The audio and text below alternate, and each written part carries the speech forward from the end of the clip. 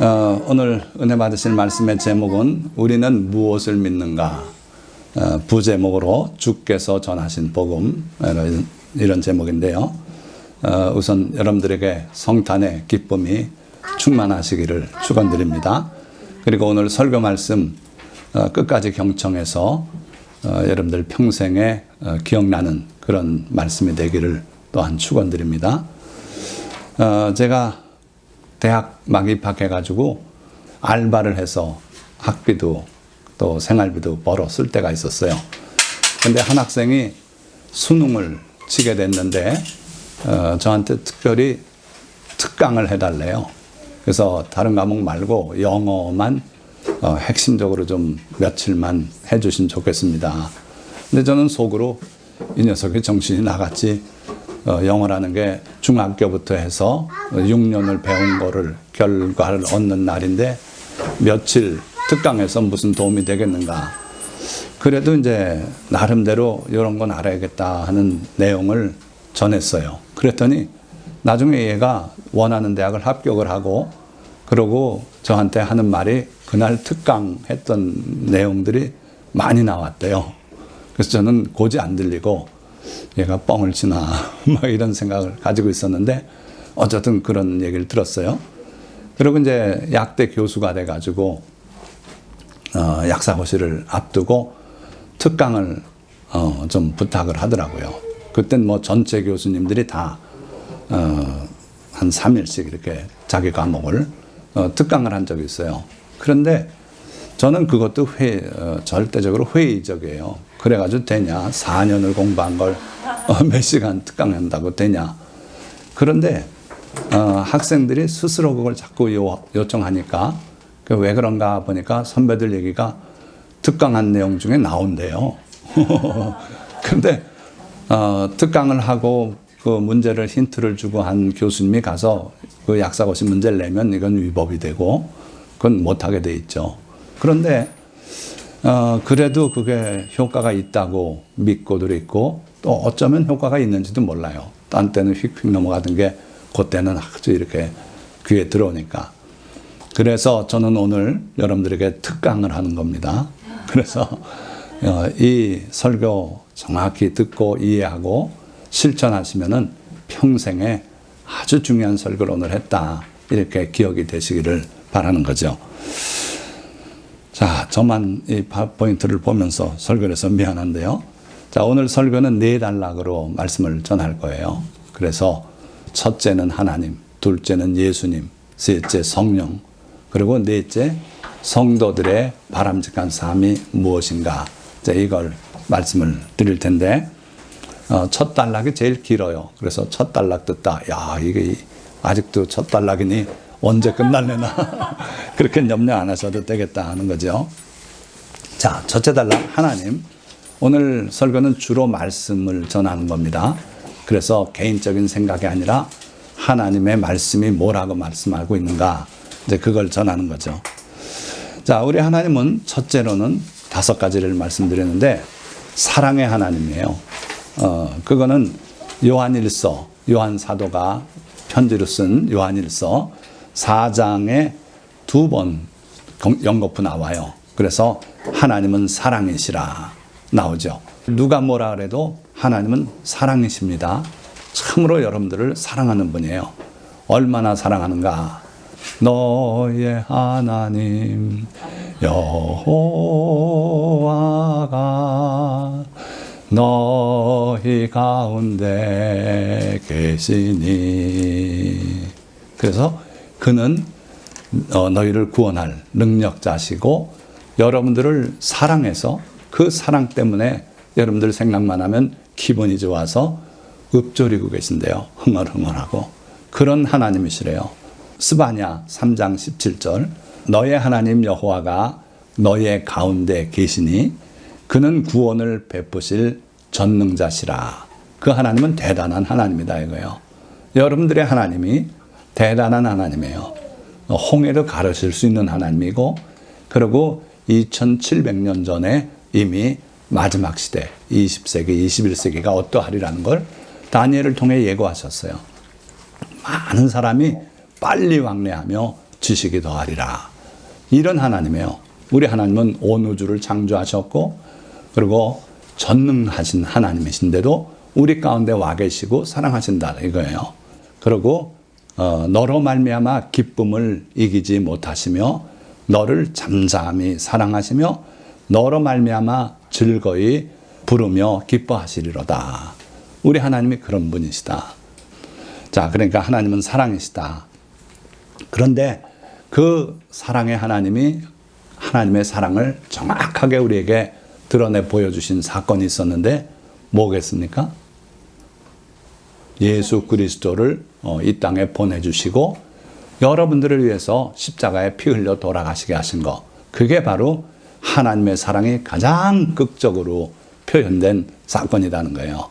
그래서 요한일서 4장 10절에는 사랑은 여기 있으니 우리가 하나님을 사랑한 것이 아니요 하나님이 우리를 사랑하사 우리 죄를 속하기 위하여 화목제물로 그 아들을 보내셨습니다.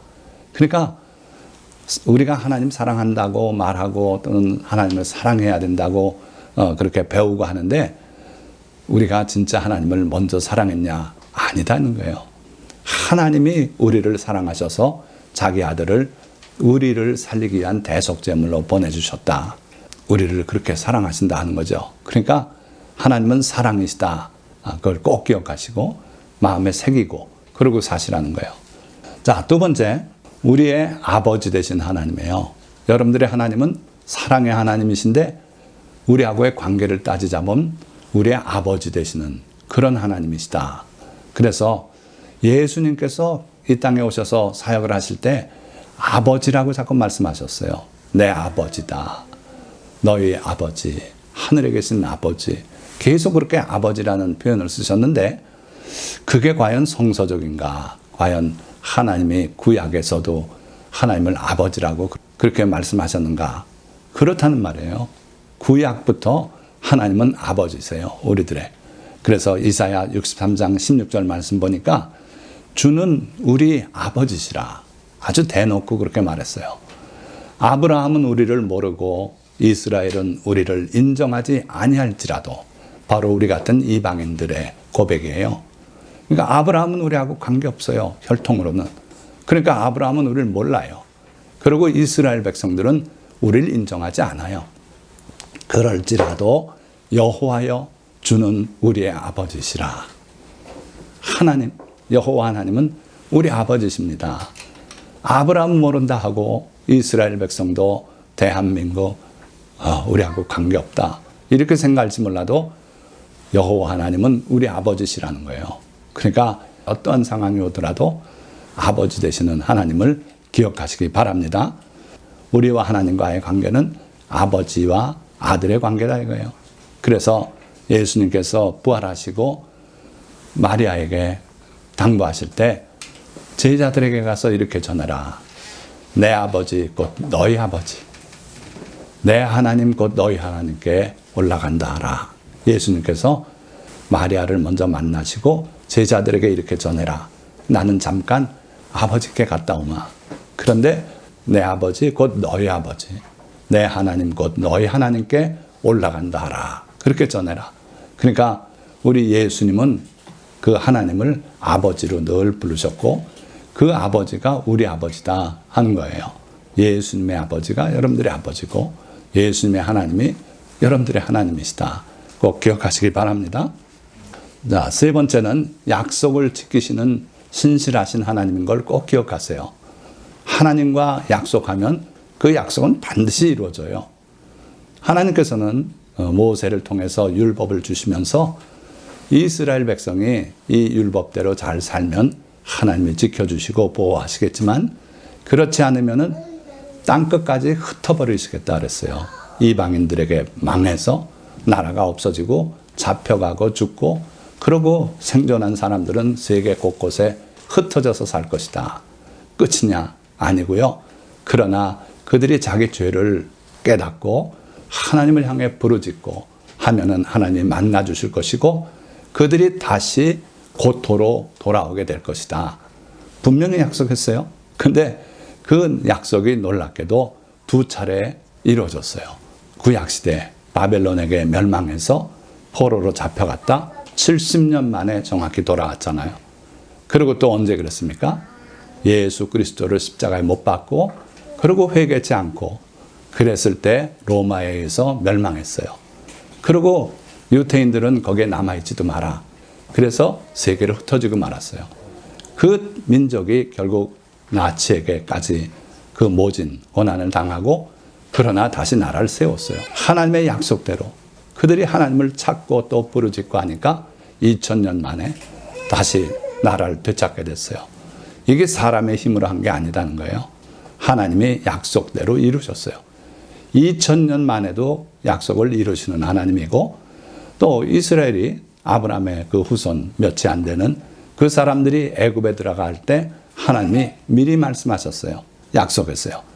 400년 동안만 종살이 하거라. 그러면 그 후에 너희를 인도해내서 이 땅을 너희에게 주겠다. 어떻게 됐습니까?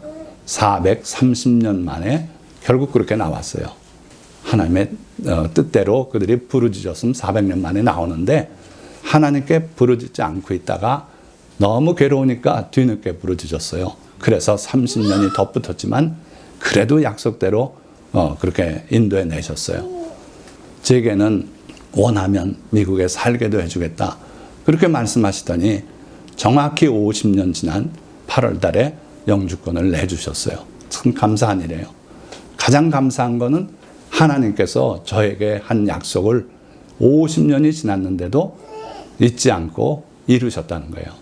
그러니까 우리 하나님은 약속을 이루시는 그러한 신실하신 하나님이다. 여러분들이 기억하시고 그래서 하나님께 기도할 때 가장 확실한 응답이 확실한 기도는 뭔지 아십니까? 약속을 붙들고 하는 기도예요. 제 동생이 고등법원 판사까지 했던 동생이 췌장암이 걸렸잖아요. 그래서 수술을 하고 했지만 그거 가지고 안심 못하는 게 췌장암이에요. 예후가 제일 나쁜 암이 췌장암입니다.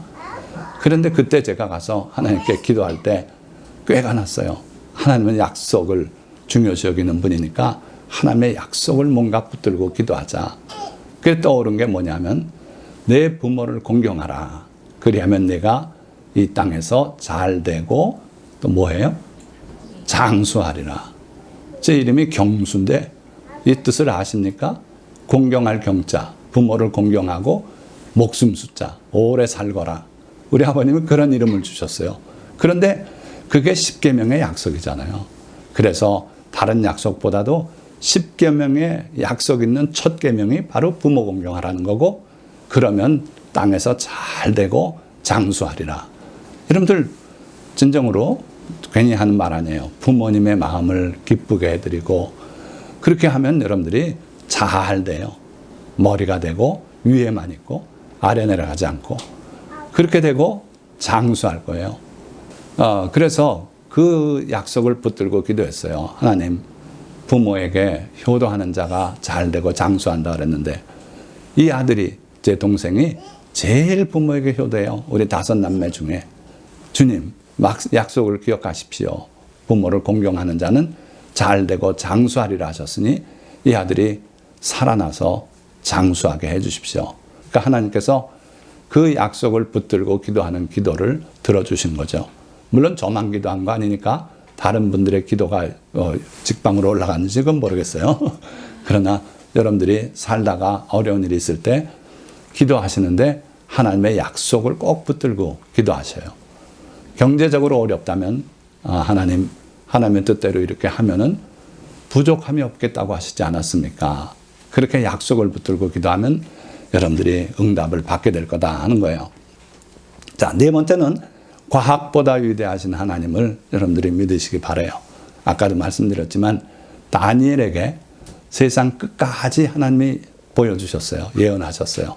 근데 그 중에 바로 이 말씀이 있는데 다니엘서 12장 4절에 다니엘아 마지막 때까지 이 말을 간수하고 이 글을 봉함하라. 그러니까 이 말씀은 마지막 때를 위한 말씀이라는 거예요. 뭐냐?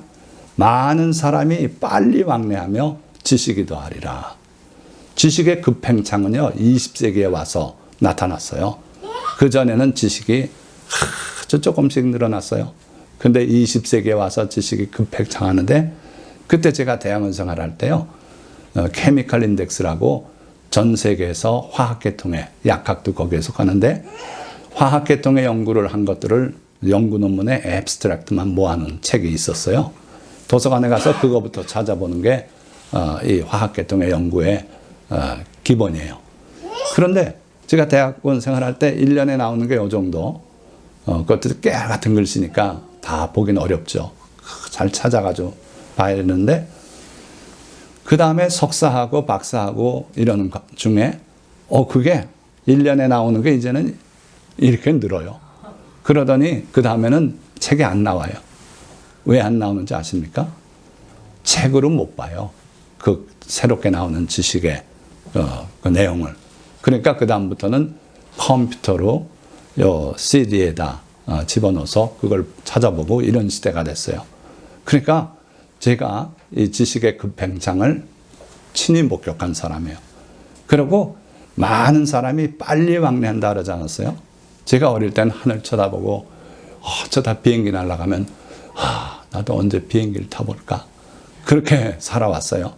그런데 지금은 하도 다니니까 어떨 땐 또 승급도 해줘서 비싼 좌석도 주고 말이죠. 그래요. 그러니까 많은 사람이 빨리 왕래하는 그런 시대가 됐어요. 그런데 이게 마지막 때라는 거예요. 그래서 얼마 안 있으면 예수님이 다시 오십니다. 그러나 하나님은 이 모든 과학보다 더 위대하신 하나님이다. 그걸 다 미리 아시고 그렇게 주관하시는 분이다. 기억하시기 바라요. 자, 하나님에 관해서 마지막 5번째, 우리의 목자 되신 하나님이시다. 자, 우리의 아버지도 되시지만 우리의 목자가 되세요. 우리 한국 사람들은 양 하면 하얀 양, 그것만 기억하시는데 까만 양이 있습니다. 그래서 뭔 양이 까마냐? 흑염소냐? 잡종이냐? 아니고 순수한 혈통인데 얼굴이 까매요. 그런 양도 있고요. 거기엔 없지만 전체가 검은 양도 있고요. 그 다음에 암양, 순양 가릴 것 없이 뿔난 양이 있고요. 또 꼬랑지가 긴 양이 있고, 그래서 그 양들은 이제 꼬리를 잘라준대요. 태어나면. 자, 그런데 그 양들의 가장 두드러진 특색은요, 뭐냐면은 시력이 나빠요. 느끼는 각도는 여기서부터 해서요, 300도 돌아서 뒤통수까지 봐요. 그러니까 양한테 숨어서 다가가는 건 불가능해요. 거의. 사람은 그렇죠. 뒤에 와서 탁 치면 들어서 누구냐 그러고 놀라 그러잖아요. 그런데 인간은 180도 뿐이 못 보기 때문에요. 근데 양은 300도를 봐요. 자, 그런데 그 대신에 시력에 깊이가 없어요. 우리 인간은 요 가까운 데서부터 저 먼 산까지 보잖아요. 근데 양은요, 가까운데 몇십 센치까지 뿐이 못 본대요. 그게 참 안 됐죠. 그러니까 자기가 뜯어먹는 풀이나 이게 먹는 풀이냐 아니냐 구분하는 정도. 그래서 양들은 무리지어서 살아요. 앞에 있는 리더가 가면은 그 리더의 엉덩이는 기억하고 이렇게 따라갑니다. 그게 양이에요. 그런데 언제 한 번은 그 양이 리더가 낭떠러지게 해서 실수로 떨어져 죽었어요. 터키에서 있었던 실화예요. 그러니까 뒤에 양들이 다 따라가서 다 떨어졌어요. 1,500마리가. 그 중에 400마리가 죽었어요. 그래서 동물학자들이 관심이 있어서 연구를 했어요. 왜 연구했냐면 동물도 자살을 하는가. 자살은 인간만 한대요. 그런데 동물이 지금 뛰어내렸으니까 이건 자살 아니냐. 누가 떠민 거 아니고. 봤더니 단순히 그 리더가 실수해서 그놈 엉덩이 보고 따라가다가 같이 떨어진 거라 이거예요. 그러니까 그만큼 가까이 봐요. 멀리 못 봐요. 그러니까 초장에 놓으면 저 앞산에 풀이 더 많은 거를 못 봐요. 그러니까 있는 데서만 뜯어먹는데 따라서 똑똑한 리더가 있어서 끌고 다니면 되고 그런 거죠. 자, 우리 인간의 삶이 그렇다는 거예요. 그래서 우리는 양같이 각기 제 길로 갔다. 그 무슨 얘기냐면 시야가 넓질 못해서 그냥 어떻게 가다 보면 리더가 없고 하면 길을 잃어버리고 각자 산골짜기로 이리 가고 저리 가고 그래요. 그래서 여호와는 나의 목자시니 내가 부족함이 없으리로다. 하나님이 내 목자가 되셔야만 살 수 있는 존재가 우리다 하는 거예요. 그런데 다행스럽게 그 하나님이 우리 목자시다. 기억하시기 바라요. 그래서 우리 하나님은 그런 분이시다. 5가지 기억해야 될 내용을 말씀드렸고요. 자, 두 번째 단락. 금방 가요. 예수 그리스도는 어떤 분이신가? 자, 예수님이 인간이라고 생각하는 분들도 많이 있어요. 그런데 사도 요한은 예수님을 하나님으로 정확히 묘사하고 있어요. 그래서 마태, 마가, 누가복음을 공관복음이라 그래요. 똑같은 견해를 가지고 예수님을 기록하고 있다. 인간이신 예수님. 그런데 요한복음은 예수님을 처음부터 하나님으로 얘기해요. 태초에 말씀이 계시니라. 이 말씀이 하나님과 함께 계셨으니 이 말씀이 곧 하나님이시니라.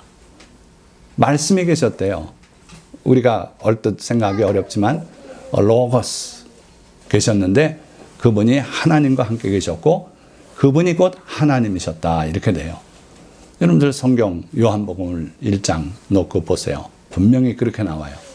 그러니까 예수 그리스도는 이 땅에 인간이 돼서 오시기 전에 이미 하나님이셨다. 하나님과 함께 계셨다. 그리고 태초 천지를 창조하기 전에부터 계셨다 하는 거예요. 그리고 예수님께서 이 땅에서 사역하시면서 유대인들에게 나와 아버지는 하나이니라. 그렇게 말씀했어요. 그러니까 아버지 하나님 아버지인데 나와 하나님은 두 따로 떨어진 그런 존재가 아니라 하나인 존재다 하는 거예요. 참 이상하죠. 우리 인간으로는 이해하기 어려워요. 그러나 예수님은 분명히 하나님 아버지와 나는 하나인 존재다. 그렇게 말씀하셨고요. 자, 그래서 그 이름을 예수라 하라. 근데 예수는 우리말로 예수고요. 뭐 영어로는 지저스. 그런데 헬라어, 이 성경에 기록된 헬라어로는 예수스. 그게 구약 히브리 말로 하면은 여호수아예요. 그래서 모세의 수종자 여호수아와 우리 예수님은 똑같은 이름이에요. 근데 그 뜻은 또 뭔가? 여호수아, 그게 구원하다 하는 거예요. 건져낸다. 그런 뜻이에요. 그래서 우리 주 예수님은 우리를 구원하시는 분이다. 자, 그래서 그 천사가 하는 말씀 보니까 그 이름을 예수라 하라. 이는 그가 자기 백성을 죄에서 구원하실 자이심이라. 자, 누굴 구원해요? 아무나 대드는 사람 다 구원한다. 아니고 자기 백성을. 그래서 예수 그리스도를 주님으로 인정하고 예수님께 고백하는 그러한 자기 백성을 그들의 죄에서 구원하실 자이시다. 가난에서 구원하고 병든 데서 구원하고 물론 다 포함이 됩니다마는 첫째 가는 것이 죄에서 구원한다는 거예요. 그래서 우리가 하나님의 뜻을 모르고 사는 모든 그것이 죄예요. 죄의 싹은 사망이에요. 죽는 거예요. 그래서 하나님께서는 우리의 죽음을 대신해서 살아있는 생물의 그 목숨을 내놓으라고 했어요. 죄를 속하기 위해서. 그게 구약시대의 동물 제사예요. 짐승을 잡아서. 짐승이 뭐가 죄가 있습니까? 그 피를 제단 앞에 뿌려서 우리 죄를 속죄하게 하셨어요.